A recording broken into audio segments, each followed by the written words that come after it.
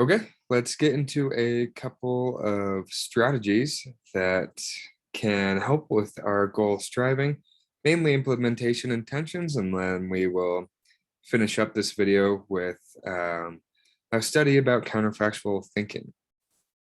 So, as you might recall, when we were talking about goal setting in that goals section, we talked about mental contrasting.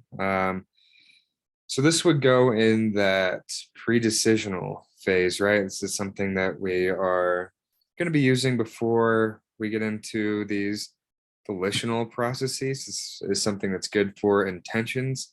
We also discussed how oftentimes the problem isn't with intentions, right? It's with behavior. And so that's why coming up with some strategies that can be helpful for the continuing behavior when goal striving can be helpful. So yeah, this implementation intentions are a strategy that can help with accomplishing a goal that we have set. Specifically, it's going to be in this pre-actional phase, which is the planning phase, if you recall. And this planning will help with the actional phase. And so implementation intentions, first of all, they help notice a situation where one can act on a goal. So we've also talked about briefly how we can have a goal, but they can at times be situationally dependent on whether we can act on them or not, or act towards them. And so this will help us notice when these situations come up.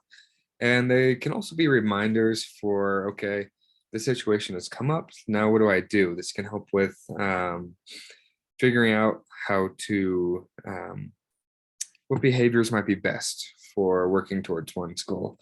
And so the general format of implementation intentions is if X, then Y. So for an example, if one has the goal to stop drinking, and implementation could look like, if I get asked to go to a party, I will say no and ask if they want to go to a movie sometime.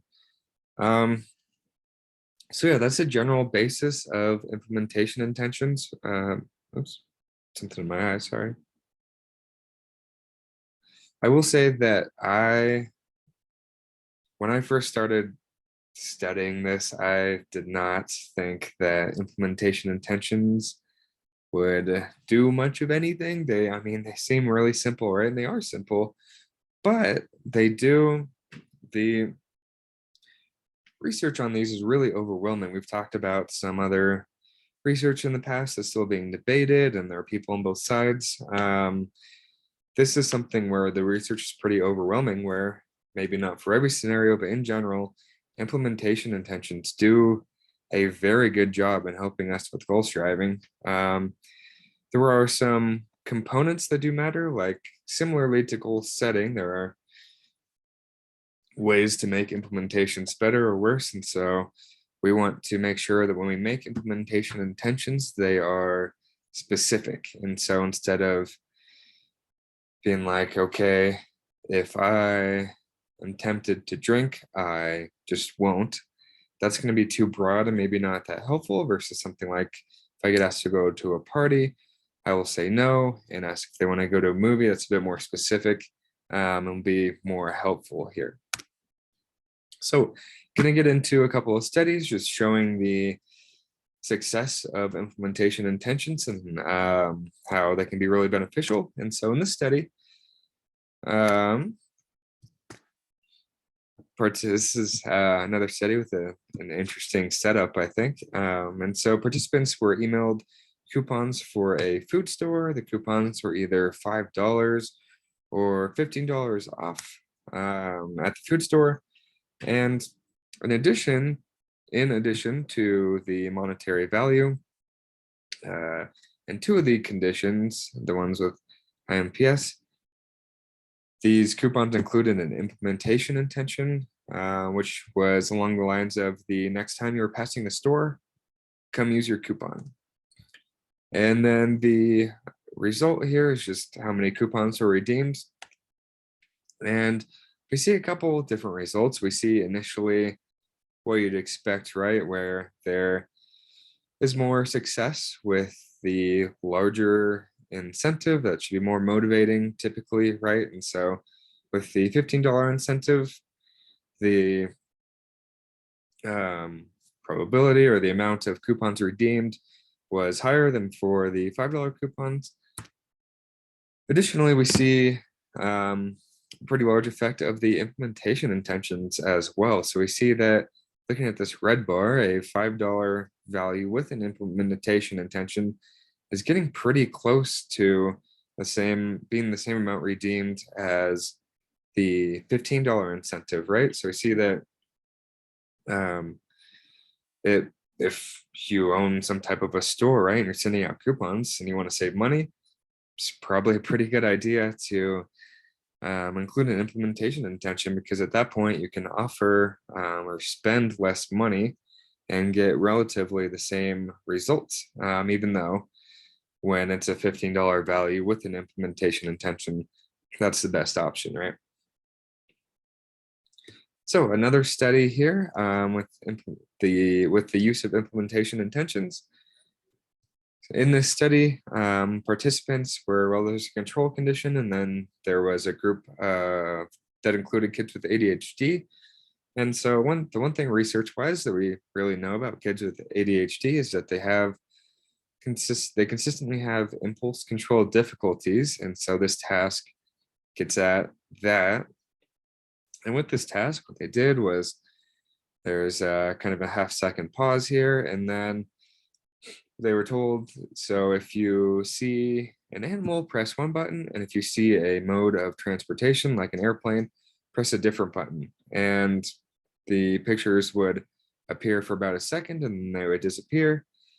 However, and this last part is what gets at the impulse control, is for some trials, they were told if you hear a sound beforehand, don't press any button. So the sound would pop up and then they would see either the animal or the airplane. Or sorry, not necessarily an airplane, but a mode of transportation. And with a condition here where the participants were just given a goal of do as well as you can on the task, you see a very large difference here for not pressing a button after the sound. So those control participants did a lot better than the kids with the ADHD. However, when participants were given an implementation intention, which is along the lines of when I hear the sound, I will not press the button, the results were about the same. So we see small improvement here for the control condition and then a very large improvement for those with ADHD. And so the idea is that these implementation intentions are really good at helping us with impulse control. And obviously impulse control is something that is very important when we're trying to behave in a way that will allow us to reach our goals, especially when there are a lot of distractions around. A final study here is with counterfactual thinking. So this is another strategy that we can use. The difference is that this would be in the post-actional phase. And so if you recall, the post-actional phase is going to include an evaluative mindset. So this involves looking back on the behaviors towards the goal, thinking about things like, okay, how did this go? What could have been better? What could I have done? Could I have used different strategies? Things like this are questions that should be asked during the evaluative mindset. But broadly, it's just, did I not accomplish this goal? So in this study, it was actually ran in the lab I'm in for my time. So they initially did some anagram tasks. Again, that's the word unscrambling. And then for these anagram tasks, they had the option, oops, nope, there we go. They had the option where they could to buy themselves a clue in a kind of a Wheel of Fortune type fashion, kind of an interesting setup there. And then after they completed this first task, they were given some slight negative feedback and were told that they could do it again.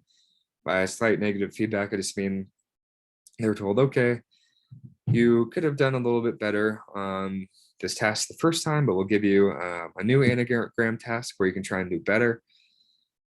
And additionally, they in half the participants were given a counterfactual thought. And by counterfactual thought, this broadly means just like looking back on something and thinking about what didn't happen or what could have been done differently. So an aspect of the evaluative mindset there, right?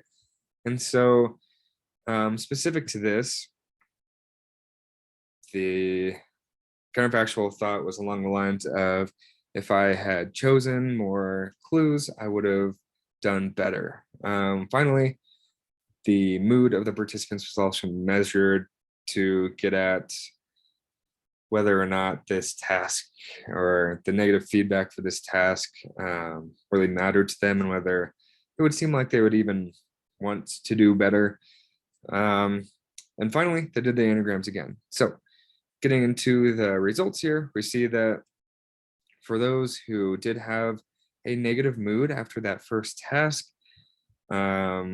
likely because they wish they had done better, for those people, the counterfactual thinking had a very large effect where they would then improve quite a bit on the second anagram task. And so the idea is that counterfactual thinking is important for us when we are looking to do better on a similar task, right? And the idea is that's because we are looking back and thinking about what we could have done differently. And so that implies then that we have some control if we can change what we do. So then we're thinking, okay, I can control this and I can do better next time. And this seems to lead to more effort and better performance when we care about the task, when a bad performance initially upsets us. If we don't seem to care too much, if we have low negative mood after doing poorly, then counterfactual thoughts might actually have slightly a reverse effect. But yeah, okay. That's it for those two strategies. So again, implementation intentions and counterfactual thinking seem to have some pretty large benefits. And next we'll get into some just additional effects of various mindsets that we have talked about.